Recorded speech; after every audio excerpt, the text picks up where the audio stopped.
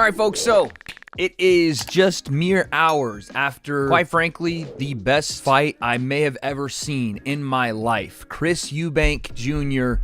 versus Conor Benn in the main event of Tottenham Hotspur Stadium's first Ring Magazine event, Fatal Fury. It has come to London, and these two put the family bloodline rivalry on their backs, and they carried it to a whole new level. This fight was insane. Like I said, it's probably the best fight I've ever seen, at least one of the best fights I've ever seen, and it left a legacy, a history in their third. And I say third because the fathers got their two, the sons now have their one, and there's a lot of things that could potentially happen next. Chris Eubank is the victor, and to him goes the spoils. There were other fights on this card, and we're going to break the entire thing down. What just happened? Chris Eubank Jr.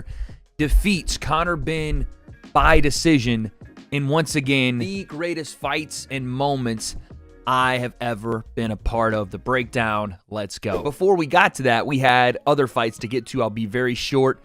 I thought Chris Smith looked very good in the opening fight versus Brandon Glanton. I thought it was a nice back and forth fight, but Smith, he is tough, he's savvy, and he was able to gut out a big-time decision victory in the opening bout. I didn't see much there that made me think that a rematch with Zordo would be anything different than what we saw, or that he's ready to take on another challenge for a belt at that level. So I'm not really sure, again, what you do with Chris Smith, but I know the man that won in the next fight could absolutely give him a run for his money. That's right. Let's go to it. Vidal Riley versus Chev Clark for the British title, and this was a masterclass from Vidal Riley. It was the art of hitting and not getting hit. There were moments, yes, where Chev had some success and he sat down on some punches and Vidal took some, you could say, unnecessary risks, or you could say some calculated risks, where he planted his feet and threw with the big-time puncher that Chev Clark is. But after the first maybe 30 seconds to 45 seconds, it was very abundantly clear when Vidal Riley is on his jab and when he's using his feet, he is a very, very tough man to beat at cruiserweight, and he outboxed Chev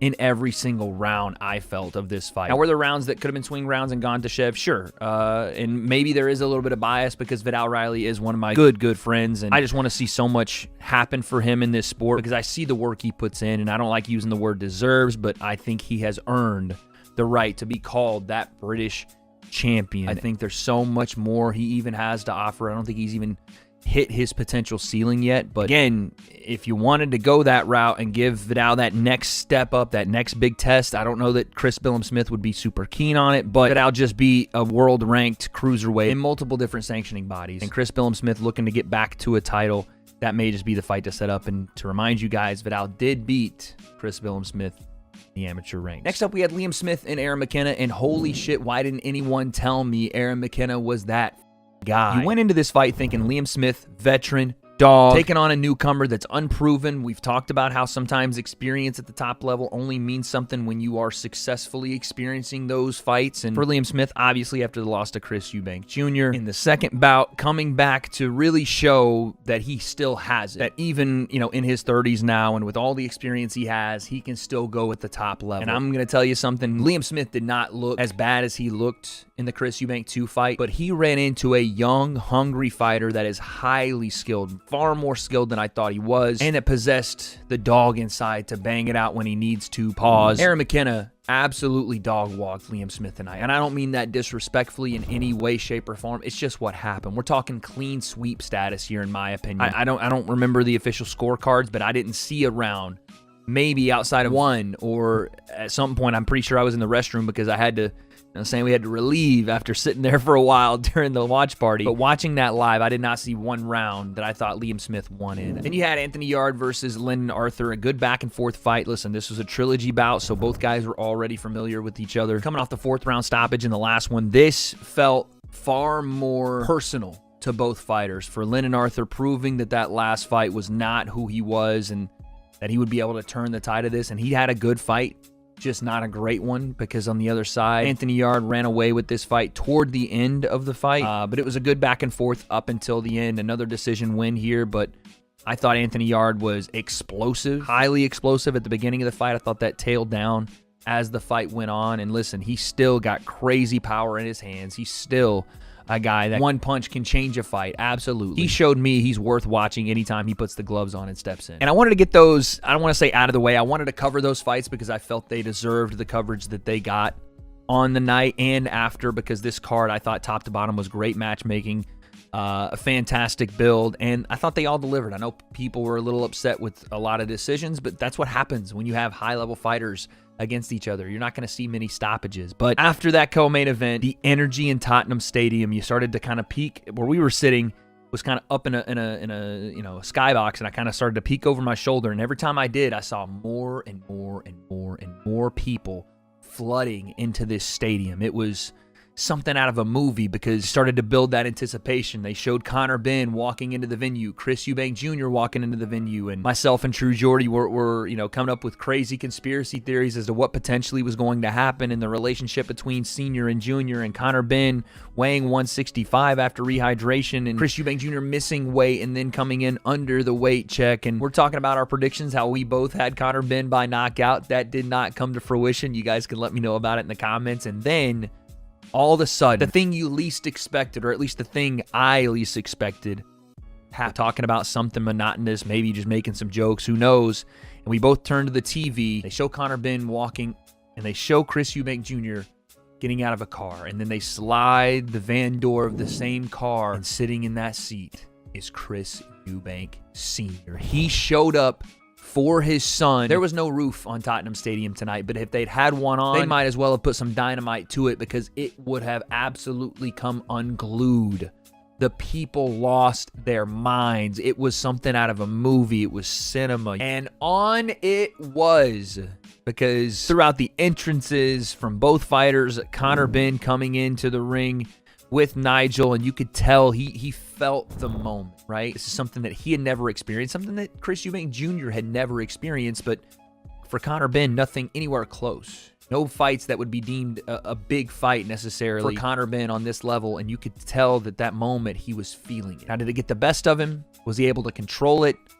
Those things we can go back and forth about, especially how Conor Benn started the fight. But I thought it was huge. And on the other side of things, probably one of the most emotional walkouts you'll ever see. Chris Eubank Jr. and Senior walk out together and both play their respective songs. And Still Dre comes on, and you're seeing Junior. You can call it gamesmanship because he took so long to get to the ring, but I just call it being in the moment, where I thought Conor felt the moment, maybe the pressure, engulfing energy that was flowing throughout Tottenham Stadium. I felt Chris Eubank Jr. absorbed, and you saw him almost crying from the emotion that he wanted to pour out and the importance of this moment. And so as he got to the ring, you just couldn't believe it was finally about to happen. They were both in the ring. Nothing could stop it now.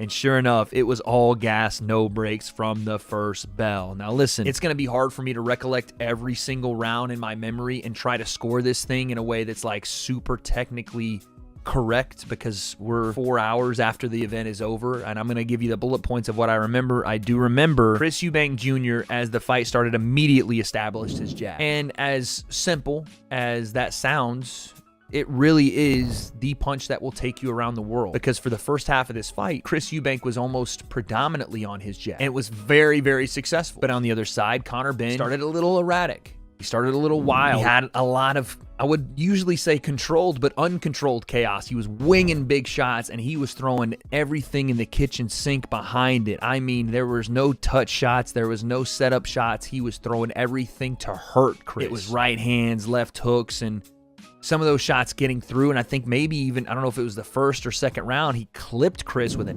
nasty right hand. And it wasn't one of those where he started to stumble and bumble, but it definitely caught his attention, and it popped his eyes up to say, oh my goodness, okay, I may have underestimated this guy they called the welterweight. And that'll be a theme we'll come back to, because Chris Eubank Jr. tonight was in for the fight of his life. And I won't even say luckily for him. I'll say because he was so prepared, a fight of his life is exactly what he got. And he brought it back some. So yeah, the first couple of rounds, I thought Chris Eubank Jr. did his thing. I thought they were close rounds. When I look back on them, it'll be hard to score. This was a back and forth fight that I started to throw scorecards out the window for, because I was just enthralled by watching the two stylistic matchups of Chris Eubank Jr. on his jab and looking early to be very technically sound, not take too many risks, and then Conor Benn swinging for the bleacher. The shots that Conor Benn at points hit Chris Eubank Jr. with in this fight, and Chris Eubank Jr. ate, were unbelievable. It might have been a will of God that he was able to stay on his feet, especially for this left hook. And Conor swarmed him but couldn't get him out of there. And that was a big part of this fight as well, is that Conor would have moments, but Chris Eubank Jr. would have consistency. And then in some rounds, and especially toward the end when he really started rolling, he would have bigger moments where Conor would land one big right hand. Here came Chris Eubank Jr. with the uppercut, body shots, right hand, left hook. Both fighters were wobbling each other. You saw a pace that was absolutely insane. Started by Conor Benn at the beginning of the fight, and as the fight went on, a consistent level rising from Chris Eubank Jr. He threw, I think the stat was over 930 punches and landed 40% of them. That, ladies and gentlemen, is an equivalent to around 80 to 85, depending on what the number was, punches per round. And in some of those rounds, he was landing 30 to 40 power punches. And it wasn't just him. Both guys going back and forth. Again, there were moments for Conor Benn. He rocked Chris. I want to say it was the third round, maybe the fourth. Had him on stilts, couldn't finish him. Chris got his win back. They're both talking shit to each other. It's a classic gutter war, and it's playing out in front of our eyes. I'm looking at Jordy. I'm looking at the camera crew. I'm looking at my chat, you guys online, and we're all in agreement that this was becoming one of the greatest fights in modern history in front of our eyes. And I'm not exaggerating when I say it. This was a blood feud. This was neither man saying die. And just when you thought the fight was leaning one way, it would turn back the other. And eventually, what prevailed in these back and forths was the fact that Chris Eubank Jr. was better with his volume, was better with his head position and head level, was better with his angle fighting, and knew when Conor Benn was done punching. There were so many times where Conor Benn was so stuck on his jab right hand, jab right hand, jab. There wasn't much unpredictability in what he was doing. And even when he landed the big shot, because he was expending so much energy to get to range to land the big one, or rolling the head movement, or feigning with everything he had, his body was starting to feel that weight. It was starting to feel that extra 10 pounds or 15 pounds that he was fighting up this time around. And it slowed down his output very badly. And coincidentally, on the other side, Chris Eubank Jr. didn't look the fastest that we've ever seen him. It didn't probably look the best technically that we've ever seen him, but he looked like a man possessed in there. He looked like a boxer that had fire in his belly again. These weren't the last two performances, even in wins, let alone the loss to Liam Smith. Or you could go back through his career at some of his biggest fights and some of the disappointments he's had. This felt like a righting of all of those wrongs, a righting of all those times where maybe he could have given more, or maybe he fights a little differently and he won those fights tonight.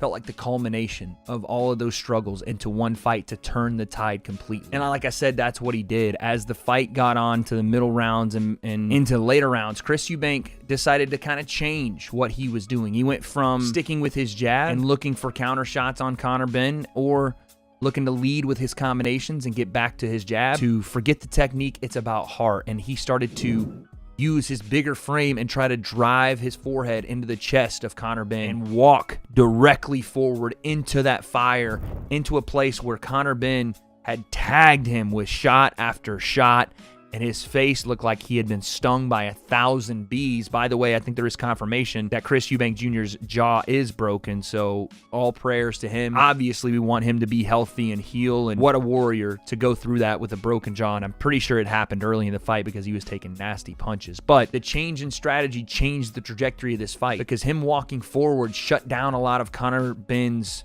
big looping punches. They would go over the top, and Benn wasn't able to frame and get back to where he could throw those big lunging shots, or that he could open up wide with hooks and overhand. He just kept overthrowing them, and he was also being pushed straight back just by the sheer force and weight of Chris Eubank Jr. and the punches to the body. Again, you can call it ring rust, you can make excuses, but it just looked like Conor Benn was being overwhelmed by the pressure, by the pace, and he was being driven straight back into the ropes and leaning back with his back on the ropes, where if he pivoted out and almost let Chris fall into those ropes, he'd had a far better chance at landing a big-time shot, because both fighters' legs were gone.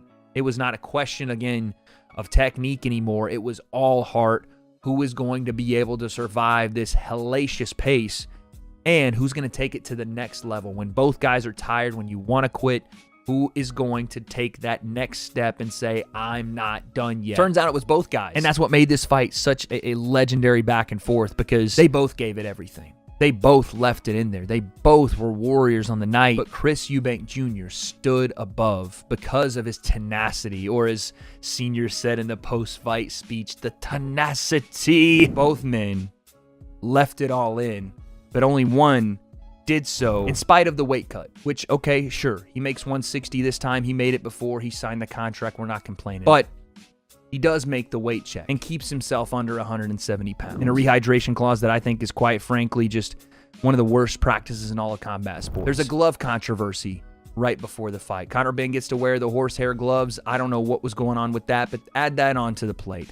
Add on the personal issues going into tonight. I mean, the 11th hour, all week, all month, the last 2 months, 3 months, however long this fight, 1 year, 2 years, that Chris Eubank Jr. has been dealing with the loss of communication with his father, a man that is a legend to him and everybody else in the United Kingdom, only to have his father come back on the night he needed him most and give him that spiritual boost. Maybe that was it. Maybe that's what took him over the top. Not thinking that the Eubank name solely rested on his shoulders. And maybe it did, but regardless if he won or lost, he'd have Senior there. Chris Eubank Jr. won this fight on a unanimous 116-112 judges scorecard. Some people said that was too big a margin. Some people, I saw Eddie Hearn and Conor Benn stating that. I don't think it was too big a margin. I mean, sure, you can argue 115, 113. Honestly, you could argue 117, 111. And again, that doesn't mean those rounds that you could give Chris or Conor weren't close. But there were a couple of good toss-up rounds there. But regardless, I thought the right man won. I thought Chris